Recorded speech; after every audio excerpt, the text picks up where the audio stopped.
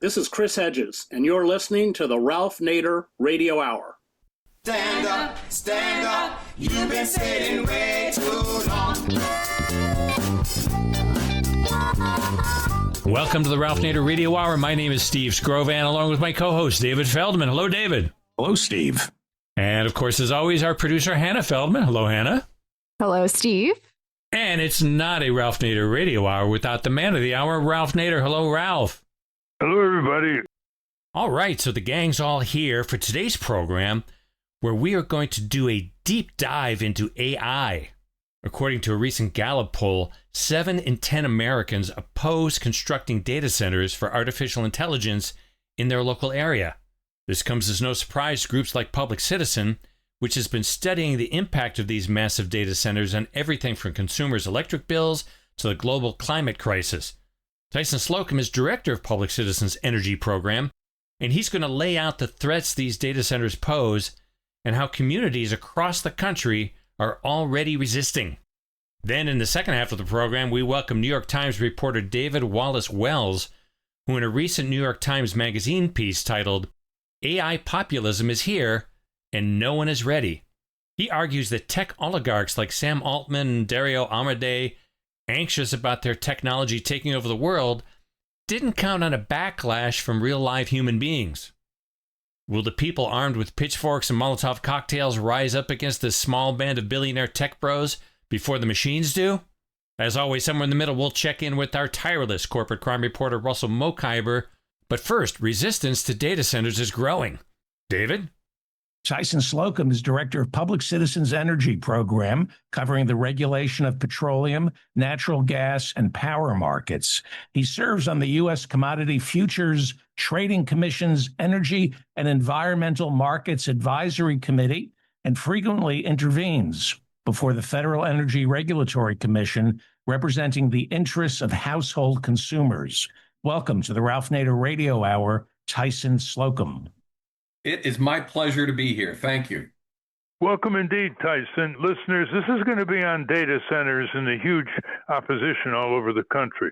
But I want to start from the very beginning with Tyson so we clarify all kinds of questions that the press does not focus on because they're focusing on where the data center is being built and who's opposed to it and who's pushing it. So let's start with this. Name the major companies who are building these data centers. The largest single owner and operator of data centers is a company called QTS, which is a portfolio company of the private equity giant Blackstone. So what a lot of people don't realize is that most data centers are actually not built by the big tech conglomerates like Meta or Alphabet or Microsoft, but by real estate development firms that are primarily backed by private equity. But clearly, the big four from Silicon Valley are the initiators. They're the ones that got the money. You want to name them? Google, Meta, Microsoft, Oracle, NVIDIA. Those are the big ones. And these data centers now are provoking a tremendous opposition. I've never predicted it. People are worried about higher electricity prices because they devour a huge amount of energy. They're worried about loss of water sources because they devour a huge amount of water. These data centers, they don't provide many jobs. They have noise.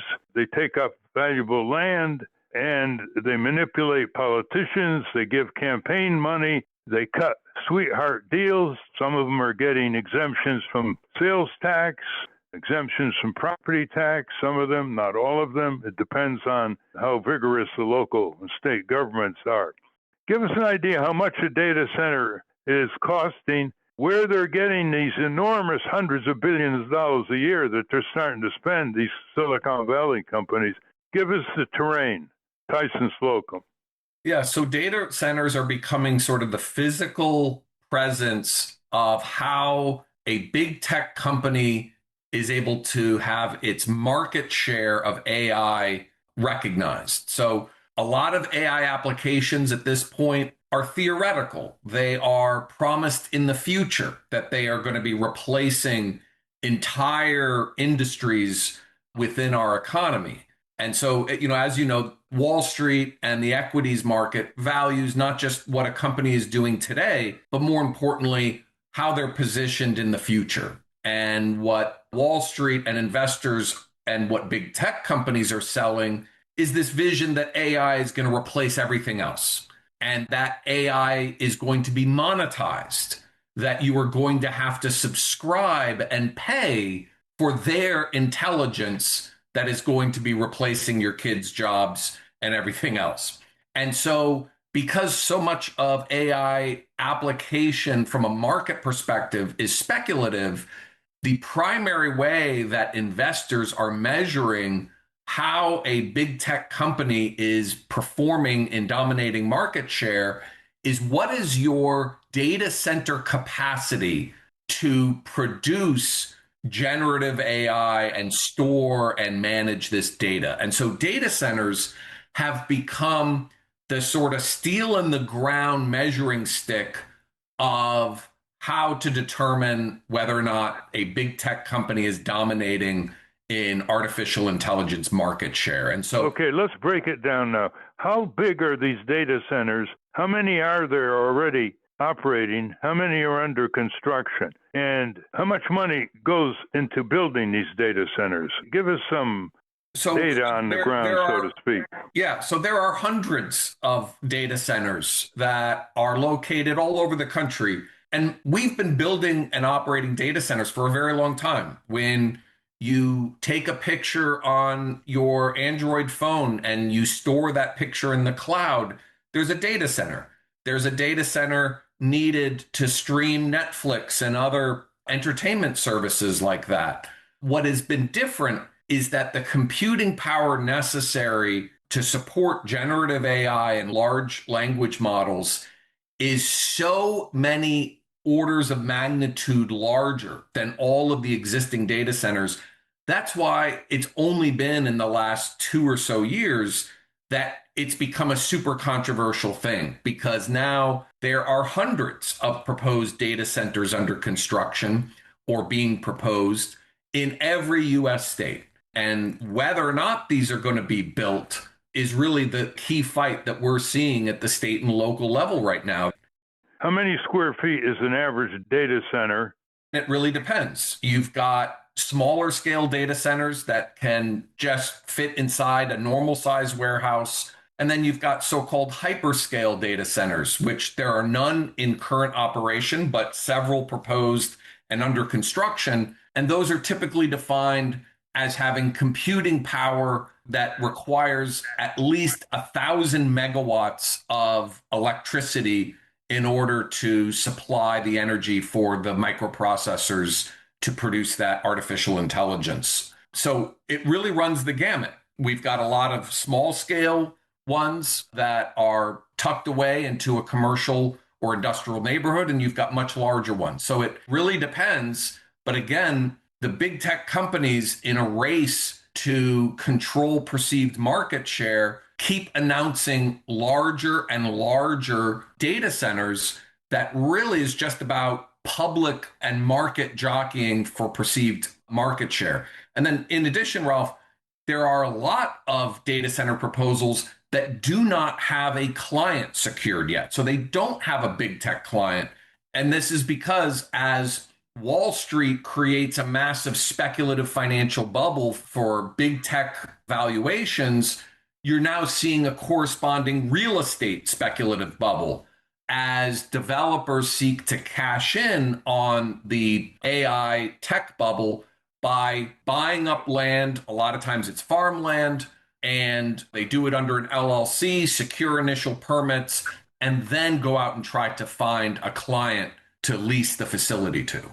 Are the contracts between these data center companies and state and local government public?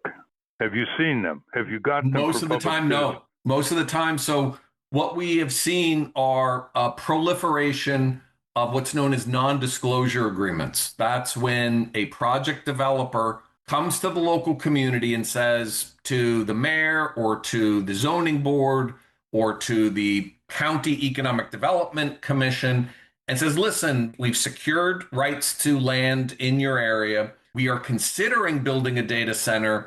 We are also considering other sites for this data center because it is such a top secret project. We're going to require you to sign a non-disclosure agreement that prevents you from sharing any information or detail about this project. And because these non-disclosure agreements are so pervasive throughout the country, reporters, local residents cannot get necessary details about the project. And that's really been one of the reasons for the big backlash. Are there any Freedom of Information Act lawsuits filed against the state and local governments for keeping this information secret underway right now? Yes, there have been a number of those. And also in response to documented abuses, we have seen municipalities, counties, and even states move to change the laws. So in the Phoenix area, for example, where we had documented abuses of non-disclosure agreements between Amazon and the project developer and the local community, there is now a law in the books that immediately releases all signers to the non-disclosure agreement at least 90 days prior to any public hearing about the proposed project. And so what that does is that enables the local community, local journalists, and others to be able to have unfettered access to those underlying documents prior to any public hearing where the merits of the project would be debated. So the problem is right now, Ralph, is we are looking at massive stranded assets, because when you build a data center, you're not just building a standalone data center, you are building billions and billions of dollars of utility steel in the ground infrastructure that has a life of 40 to 50 years. And with the Trump administration, most of that infrastructure is fossil fuel or natural gas. So that's the big problem. So I definitely see that we are in a speculative bubble. That bubble will burst. And folks within the AI industry, like Sam Altman, have been very clear where they have publicly said, when the bubble breaks, we expect to get a financial bailout because our AI applications are so important to the national interest. Tyson, let's parse that. Traditional market structures always experience overcapacity, otherwise known as boom bust. You know, prosperous times, recessions, depressions, etc. What you're describing seems to defy this limitation of capacity. Do these data centers adhere to the marketplace dictate of a time when there is going to be overcapacity? Some data centers and companies have to close, and others in a better position, better managed perhaps, thrive? Or are they creating a new kind of market fundamental determinism that is infinite? Well, I think we are already at the sort of physical peak of data center capacity because there is just so much copper wire, transformers, electrical components, and power generation equipment that can accommodate the data center boom, right? So we're already bursting at the seams and running into shortages. And, you know, data centers aren't just causing electric rates to go up because of their power demand issues, but the fact that big tech is gobbling up all of the needed infrastructure and components that the rest of the power grid requires. And so prices are going up for every type of component. And, you know, Trump's punitive tariffs aren't helping with those global supply chain bottlenecks. You're talking about supply here. I'm talking about demand. Is there going to be unlimited demand to provoke unlimited supply demands of materials to create more and more data centers? So what I'm saying is big tech envisions an infinite, unlimited demand scenario, but there is a physical limit to being able to build the data centers that big tech claims they need. But going back to this first point of, is this all-encompassing dominant replacement vision of artificial intelligence going to happen? The voices on the ground, Republican, Democrat, it doesn't matter, are emphatically saying no. And the backlash to data centers isn't just about oh, I'm concerned about my power rates going up, or I'm concerned about the noise or the water usage. It's also a civil rights and human rights issue where people are saying, I don't like this vision that big tech is laying out for us that is going to be produced in this building down the street from our community. What you're describing, Tyson, is basically a formidable sub-economy where the sellers create their own demand. The demand comes from the sellers. They're basically dealing with themselves. But right? Wall Street, Ralph, buys into that vision. That's why there's 5 tech companies that represent a third of the entire market capitalization of the entire S&P 500. So 5 companies have 33% of the value of the 500 biggest companies. That's because Wall Street is buying into this vision that AI will replace everything else, all other companies in the portfolio, and AI and the big tech backers have this draconian vision of AI replacing labor, of becoming the dominant feature in our economy, defining interpersonal relationships. And a lot of people out there, a lot of listeners out there, Ralph, have had interactions with AI, have read the warnings from the AI developers themselves. Here's my concern, Tyson, that we have now allowed this technology to reach a point of no return. That basically its political power, its technological dominance, its rapid development almost by the month with new revelations of scary AIs has become what the dean of Harvard Law School a century ago, Roscoe Pound, once called beyond the effects of legal action. That you're not going to get regulation, you're not going to get statutes. There'll be a few lawsuits here and there on behalf of severely damaged teenagers, as is already occurring under tort law. But basically, it's out of control. And the Congress is sitting there having hearings, pounding the table with questions, both as you indicated from Republicans and Democrats. But the bottom line is nothing has happened. It didn't happen in 2005. It didn't happen in 2010. It didn't happen in 2015 in Congress. It didn't happen in 2020.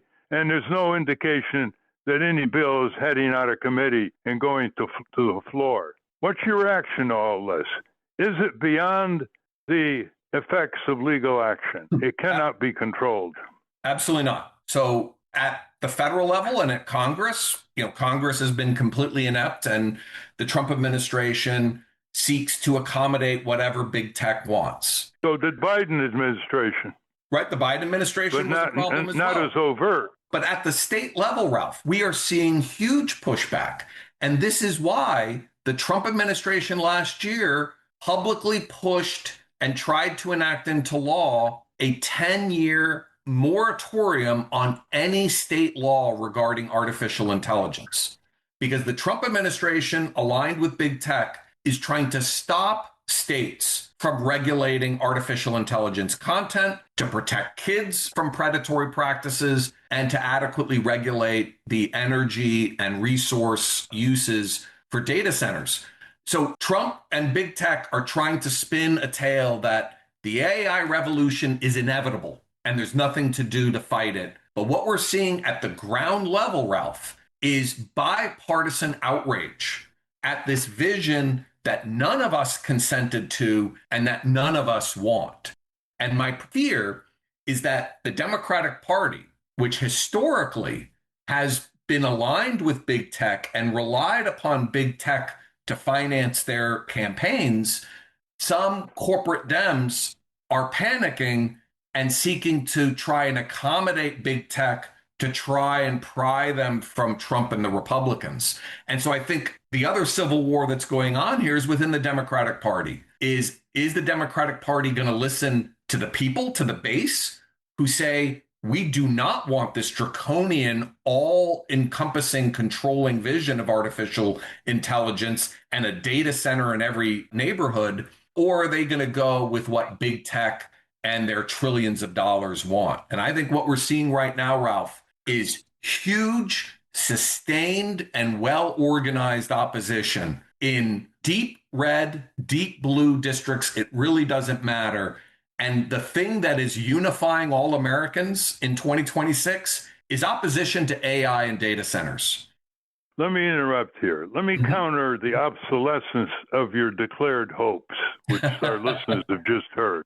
This is nothing that can be stopped at a state or local level, except very, very minimally and very limited geographically.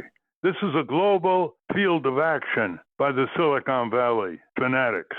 They're operating globally because AI operates globally. It's very hard to sue AI under tort. Who do you sue? Where do you sue?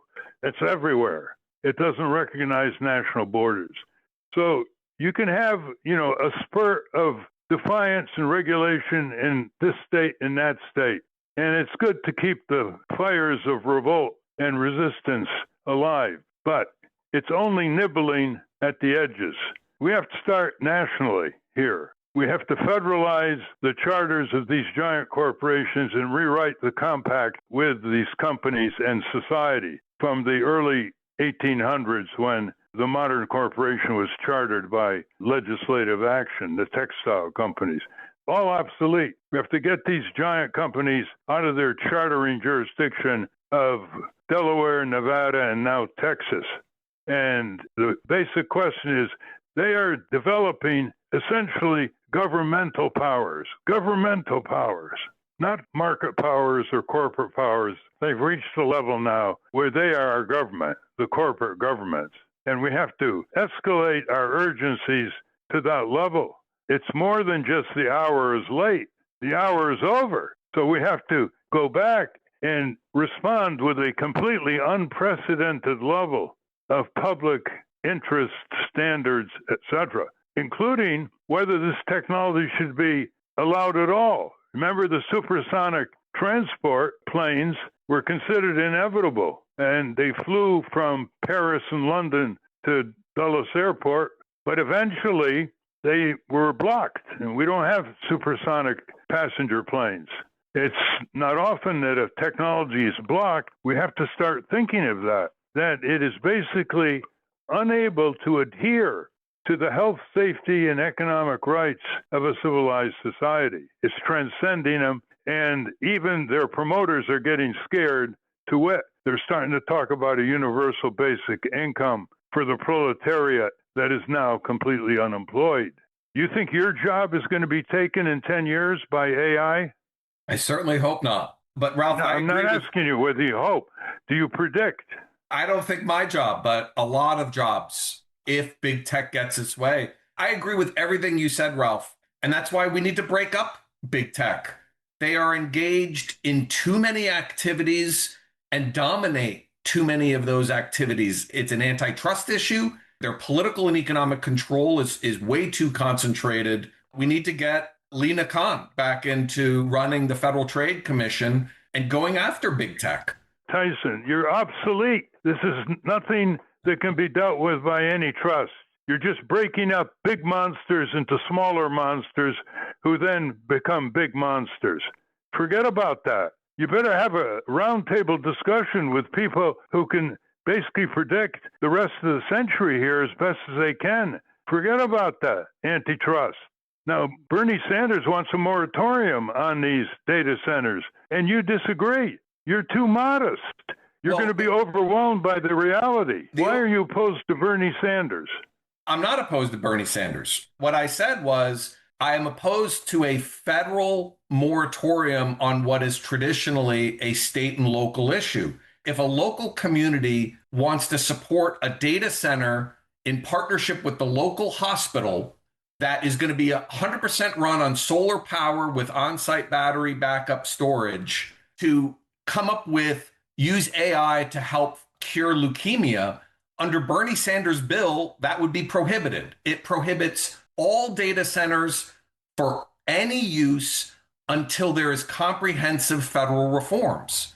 My only point was I'm seeing a lot of reforms being pushed at the state and local level, and that a blanket moratorium on all data centers, I think, is counterproductive because I think Bernie's referring to giant data centers, not adjacent data centers to hospitals. tell our listeners how they can access you and Public Citizen on this subject? Of course, Ralph. We're at citizen.org. The group is Public Citizen, and I'm Tyson Slocum, the director of the Energy Program. Tyson, a curious last question I'd like to put to you. Have you visited a data center, a big data center like the ones in nearby Virginia? And are these data centers allowing civic tourists? I mean, even nuclear power plants have been known to allow some visitors to look over the place. I am not aware of any data center in the United States that has open houses where the local community or others can tour. Instead, most data centers look like a medium security prison. It's a large windowless building surrounded by a security fence perimeter. I spoke at a data center conference last year, an industry conference, and a gentleman introduced me to a French company that develops data centers in France, where once a month the data center is open to the public. They have a community meeting room where members of the community are informed what types of applications and platforms are being developed at that facility. They have apprenticeship programs, not just on the electrical side of things, but on the tech side of things. In the United States, that's not been the approach by big tech or by data center developers. Well, we're out of time. We've been speaking with Tyson Slocum, who heads the energy section of Public Citizen. And this is obviously a subject to be continued, Tyson. Thanks for coming on and exchanging with us for our listeners. I'm sure we're going to get a good reaction to this program. And as we close, give the website once more, and we'll be moving to our next guest. Thank you, Ralph. It's citizen.org, and thanks so much for having me. You're very welcome. We've been speaking with Tyson Slocum. We will link to his work at Public Citizen at ralphnaderradiohour.com. Now let's take a short break. When we come back, we continue our exploration of the backlash against AI with New York Times reporter David Wallace-Wells. But first, let's check in with our corporate crime reporter, Russell Mokhiber. From the National Press Building in Washington, D.C., this is your Corporate Crime Reporter Morning Minute for Friday, June 5, 2026. I'm Russell Mokhiber. The White House pushed health officials to re-examine the Food and Drug Administration's repeated rejections of an advanced melanoma medication from Replimune. That's according to a report in the Wall Street Journal. The FDA had declined to approve Replimune's treatment in July last year and then again in April, saying the data from the trial, in which all patients received the experimental drug with no comparison group, fell short of proving to the agency that it worked. The FDA also said the mix of patients enrolled made the results hard to interpret. After its application was rejected for the second time, Replimune representatives met with the White House in early May, arguing the rejections didn't match up with the Trump administration's desire to help terminally ill patients. For the Corporate Crime Reporter, I'm Russell Mokhiber. Thank you, Russell. Welcome back to the Ralph Nader Radio Hour. I'm Steve Scrovan, along with David Feldman, Hannah, and Ralph. Tech oligarchs predicting the rise of the machines may not have counted on the rise of the people. David? David Wallace-Wells is a columnist and staff writer at the New York Times, where he writes a weekly newsletter on climate change, technology, and the future of the planet. He's the author of the book, The Uninhabitable Earth, Life After Warning, a travelogue of the near future and meditation on how it will look to those living through it. Welcome to the Ralph Nader Radio Hour, David Wallace-Wells. Thanks so much for having me. Great to be here. David, you know you're on the frontiers of warning what's coming in the future. You don't sugarcoat the techno-twits' promises of great abundance and freedom and liberty and prosperity from generative AI. So could you tell us what you meant when you said the AI backlash will be ugly and no one is ready, not even tech CEOs? Well, just over the last 6 months, there's been a huge surge in anti-AI and in particular anti-data center organizing and activism in the US. And you can see that on the ground where you see huge crowds coming to town halls to protest new data centers that are being proposed. You see some towns that have approved those data centers literally having their entire city council voted out of office as a result. And you see it in these surveys where within the span of just a few months, huge sentiment flips among the American public from being basically agnostic about AI with some misgivings and some optimism to pretty striking majority opposition to the technology and the infrastructure build out that it requires.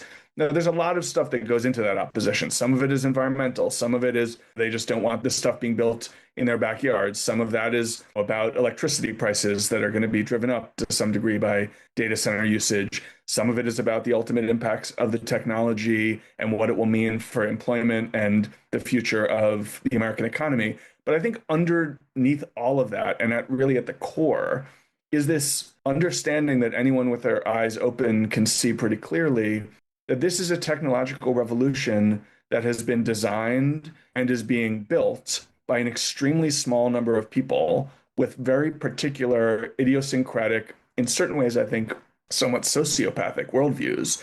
And in that sense, it doesn't play like a new industrial revolution to the American public. It looks more like an intensification of the patterns that we've observed over the last couple of decades of intensifying income inequality and growing signs of genuine plutocracy. And that, I think, is the core reason why there's been so much public unrest and distrust and backlash. It's not just that we're uncomfortable about the technology and what it means for our own futures. It's that we see that this is a technology that is being controlled by a very small number of extremely rich, extremely powerful people who are essentially operating outside the realm of democratic control. They're starting to get worried themselves. You have your article opens with a quote, "I prepped for survival," OpenAI's Sam Altman confessed back in 2016. "I have guns, gold, potassium, iodide, antibiotics, batteries, water, gas masks from the Israeli Defense Force, and a big patch of land in Big Sur I can fly to," end quote. So they're getting worried about a backlash, although they don't like to talk about it. But also, Elon Musk was written up, I think, in the New York Times recently, saying that maybe there should be a universal income plan for all Americans who are going to be unemployed in the tens of millions by generative AI. What's the background here? Are they trying to look ahead here?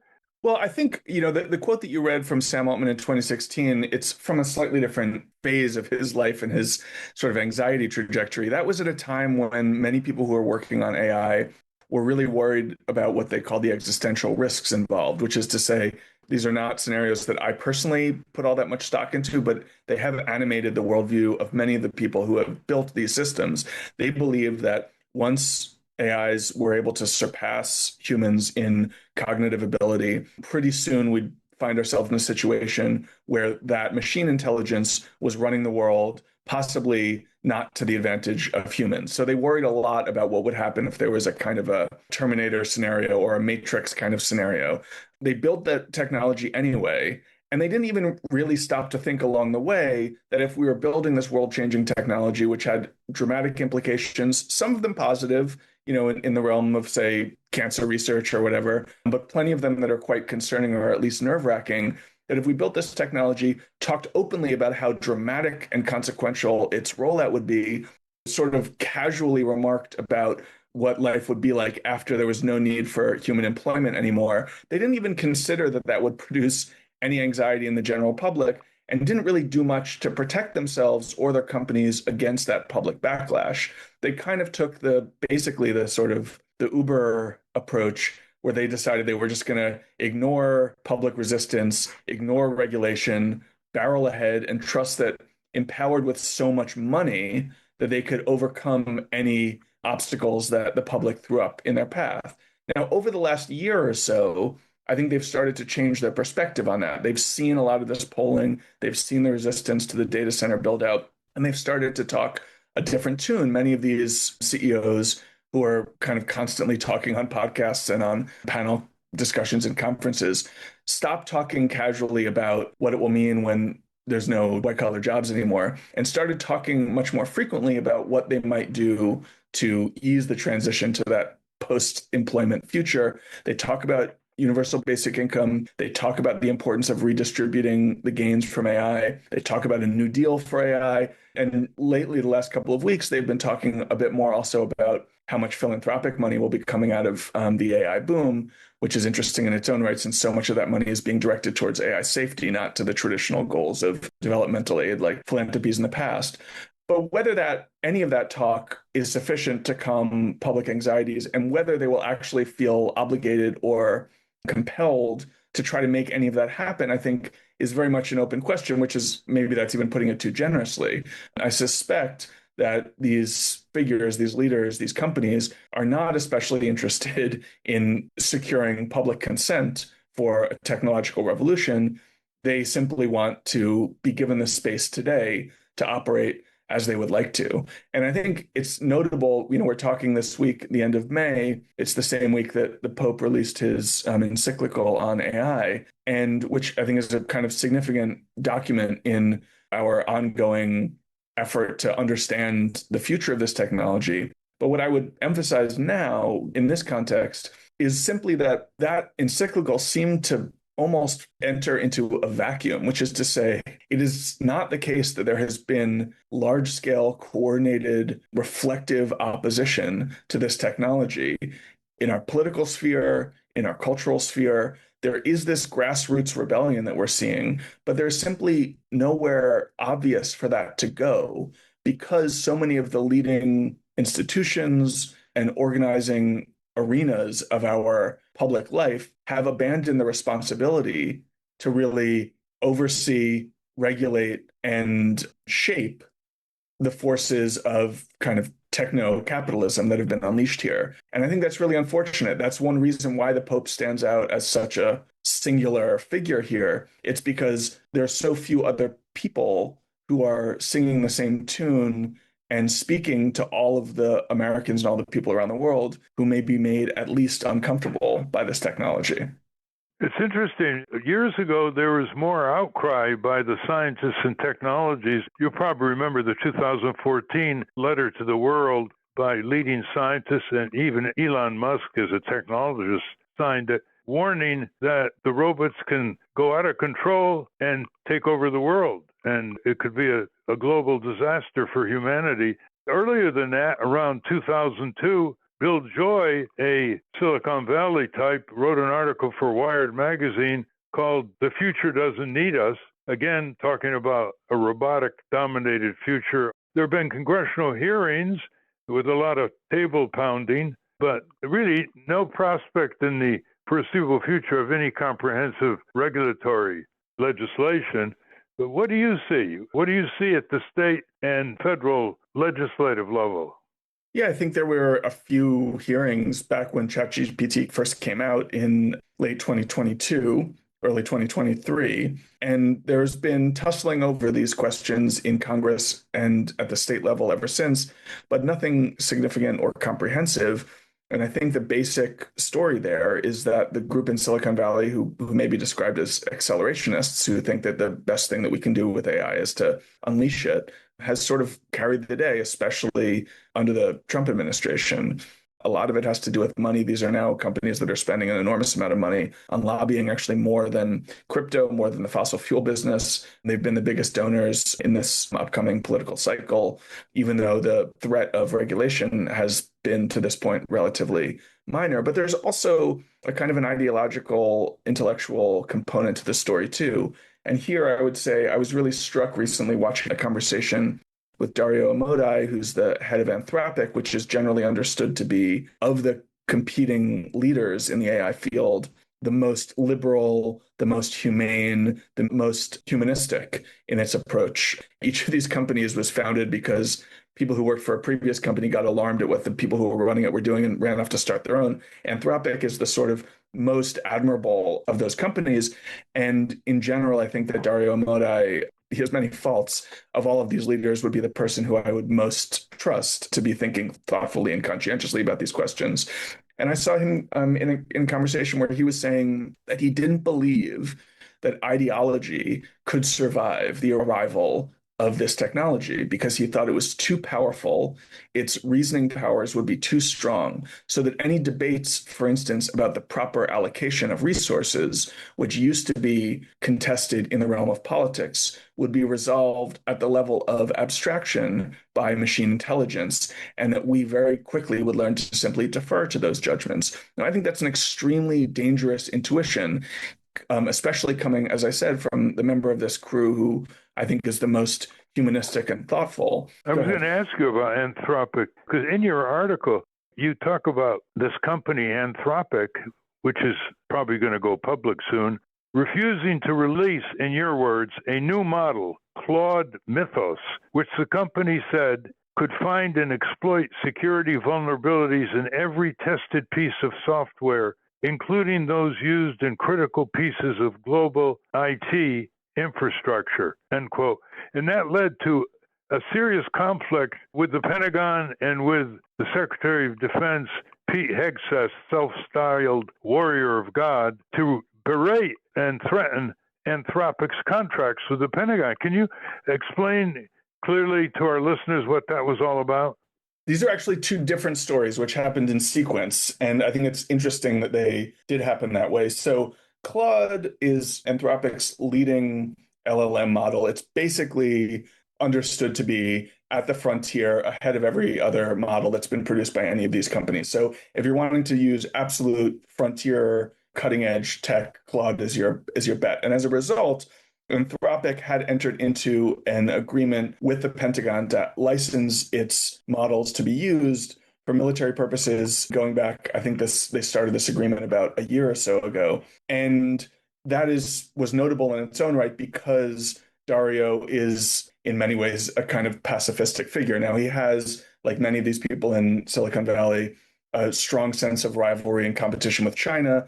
So you could also describe him in a certain way as a China hawk. But again, when compared to Elon's AI, for instance, Anthropic and Dario's organization are much more humane, humanitarian. So the fact that they were doing business with the Pentagon was quite notable. Now, at some point, the Pentagon came back to them and said that some of the terms that were embedded in that agreement, the Pentagon wanted to revise. And these were terms concerning limitations, what the models could be used for. Anthropic had previously insisted that their models could not be used for purely autonomous use of weapons, which is to say, attacks on other nations or their armies without any human involvement in the decision-making.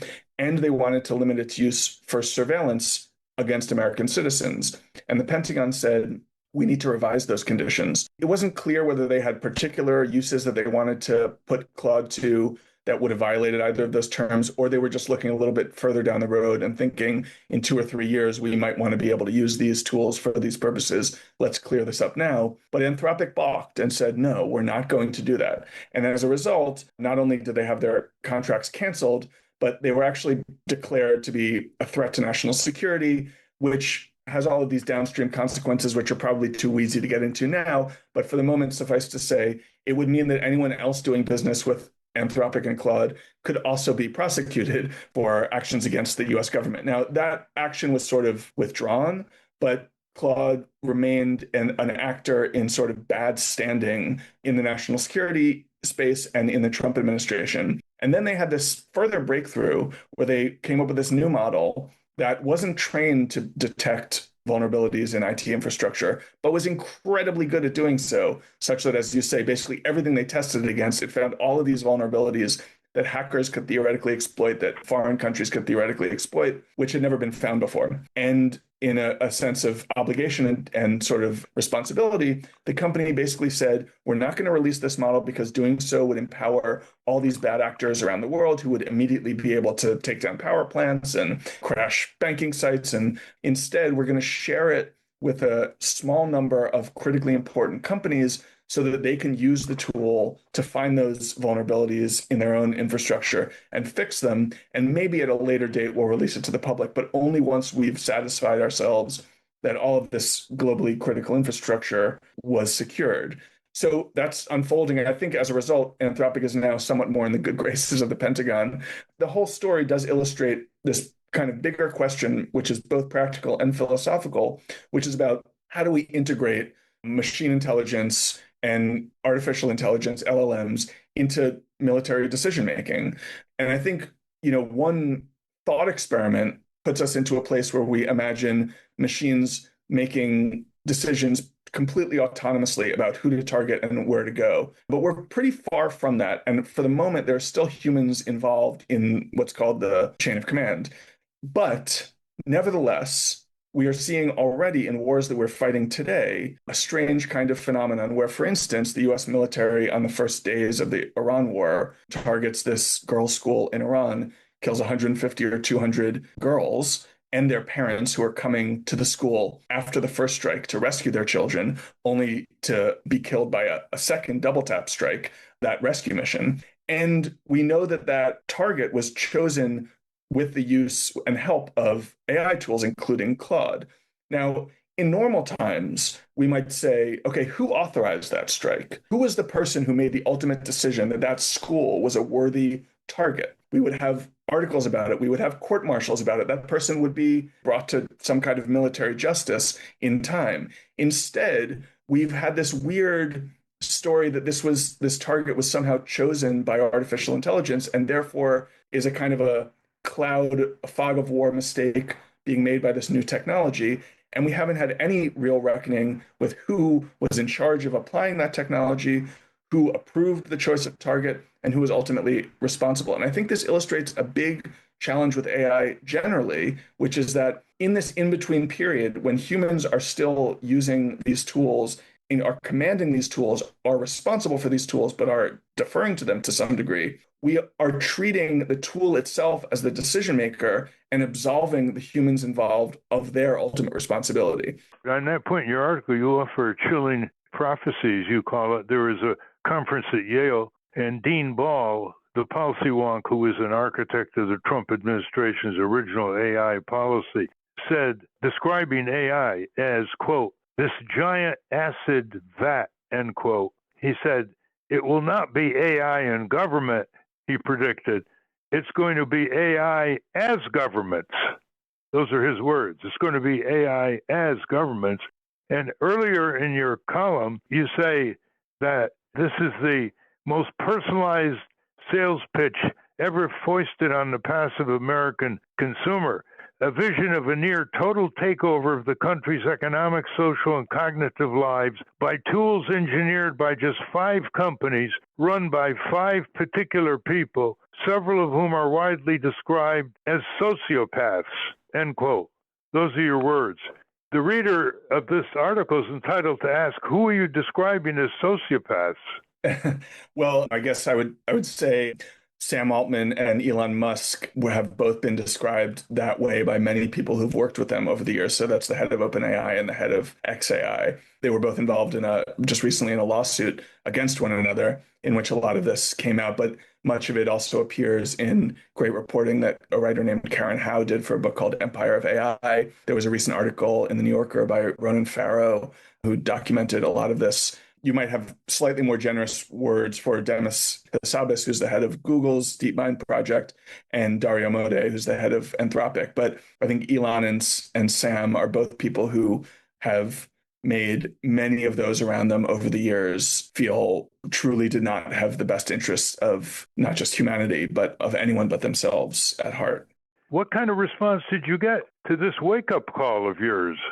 Well, there was a huge readership, and I heard from a lot of people who really appreciated it. I think the key thing that I had focused on, which other readers felt gratified to see, was organizing all of these anxieties under the rubric of oligarchy and plutocracy and inequality. And that previously, I think a lot of readers felt that they had some inchoate sense of unease about how much of this was unfolding.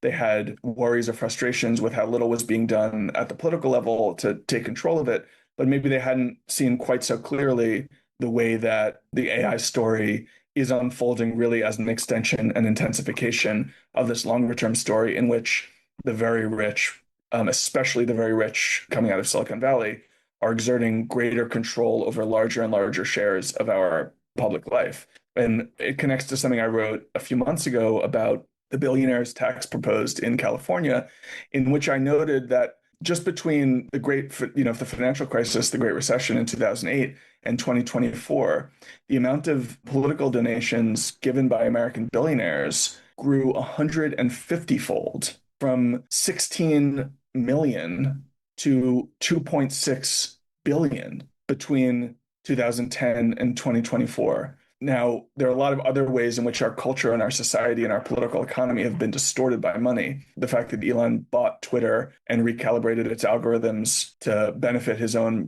ideological preferences has had actually an underappreciated effect on political discourse in this country. But just at the level of sheer direct spending on elections, the influence of the very rich has grown astronomically in this period. And I think it's one of the main reasons why so many Americans feel so unsettled and so disempowered and so abandoned by our politics. They look up and see the world being run by a small cohort of extremely rich people. And when they think about artificial intelligence making claims about the future of the country, the future of the economy, the future of society around the world, they see the same pattern, an incredibly powerful, enriching technology that is nevertheless the work and owned by an extremely small number of people who are effectively imposing their own preferences and worldviews on all the rest of us. I've called it the rise of the corporate dictator. Your comments bring to mind one of the signs held up in the artwork for your article reads as follows: "Not afraid of AI, afraid of billionaires with AI," end quote, which reflects what you're saying. This is so fascinating, David. The great thing about what you write is you don't mince words, but you don't engage in pie in the sky speculation as well. And you're absolutely right. The level of wealth compared to 30, 40, 50 years in the hands of Jeff Bezos, Mark Zuckerberg, Sam Altman, Elon Musk especially, is beyond anybody's speculation a few years ago. We may see this year Elon Musk become the first trillionaire when SpaceX goes public, and he owns 45% of the company. So giving $250 million to Trump in his campaign by Elon Musk in 2024, piece of change. Just a piece of change. Anyway, over to Hannah. David, my question is about some of the naive, the super credulous people you've encountered as you cover AI. I'm sure you talk to a lot of people where you're like, I don't really think you believe what you're saying. You're trying to push something. You're just trying to make money. You don't really believe that this will make anyone's lives any better. I would just look at the conversations and the statements that have been made by the industry's leaders over the last couple of years. And what I mean by that is they just have an understanding that the world is like a self-contained system in which a thought experiment can go from point 0 to point 100 without any human complications along the way. And so you hear these like offhanded promises like, well, AI is going to cure cancer, or AI will make human labor obsolete. And there doesn't seem to be any consideration of all of the intermediary steps in which the technology needs to be embraced by humans, implemented by humans, serving human customers in a political economy dominated by humans. These are not forces that can be swept aside and replaced with a narrative where you just draw an upward sloping curve on a whiteboard and say, by the time we get to this point, we know that there will be no place for humans in the economy, because humans are in charge of this world and will always be. So we may outsource some amount of our decision making to these tools. We may end up replacing a lot of employees with these tools. But nevertheless, those will still be decisions that humans make and that they need to be held accountable for.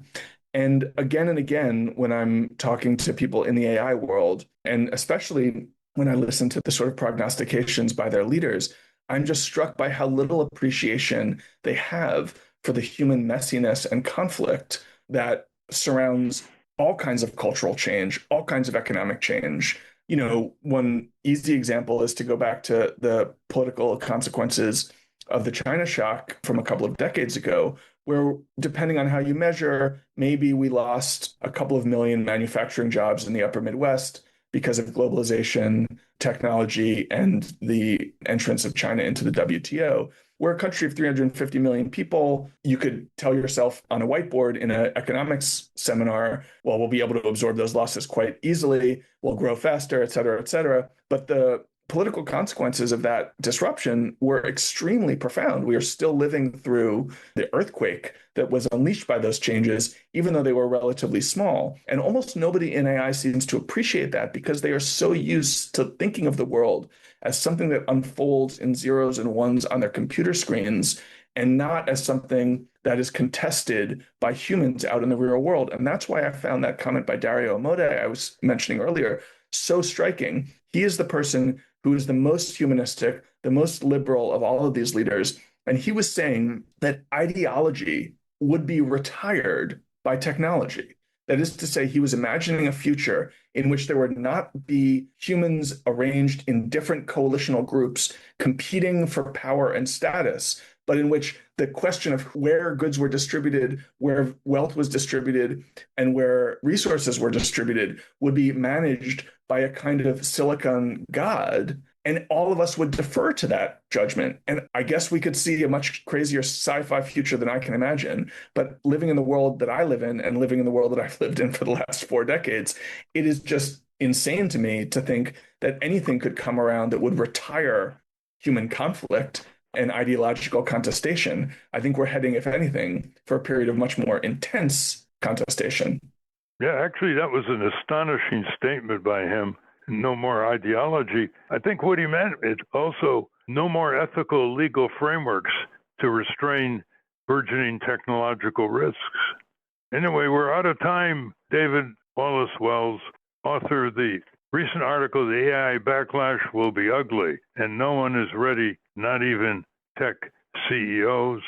It was in the New York Times Sunday Magazine, May 17th, 2026. For those of you who want to download it and use it as a discussion starter in your neighborhoods as you elaborate your role of civic self-respect and recover our democratic institutions that are now being dismantled. Thank you very much, David. Thanks for having me. Great to talk to all of you.